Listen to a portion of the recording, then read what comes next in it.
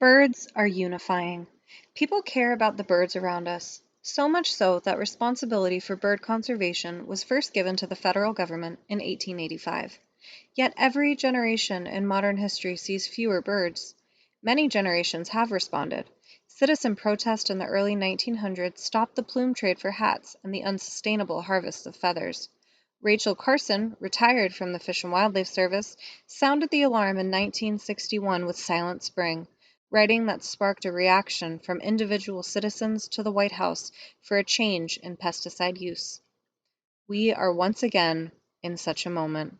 The breeding avifauna of the US and Canada has declined by nearly 3 billion birds in 50 years, as documented in Science by Rosenberg et al. In the fall of 2019. The dramatic decline captured the attention of stay-at-home, COVID-isolated people as the interest in bird feeding stations, pollinator gardens, and local parks and greenways skyrocketed. Opportunities for conservation, collaboration, and innovation abound. We envision an increase in the pace and scale of our work together across programs, speaking as one service voice for the conservation of birds and other wildlife and the integrity of the systems on which they and us depend. Just as federal agencies react to natural disasters with cross-department and cross-agency coordination and goodwill, so must we respond to this systems crisis.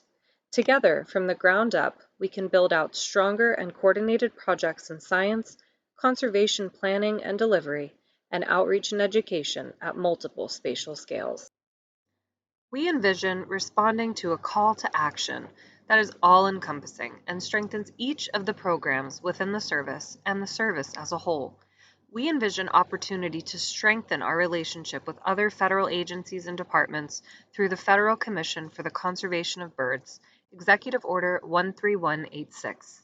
Together, federal agency leadership can remove the obstacles of cross-program and cross-agency coordination and put in place incentives that drive us toward a stronger whole. The bird conservation community response to the 3 billion birds lost paper, led largely by NGOs, have asked us all to reimagine bird conservation. Let's reimagine conservation and federal government's role and opportunity for collaboration and innovation.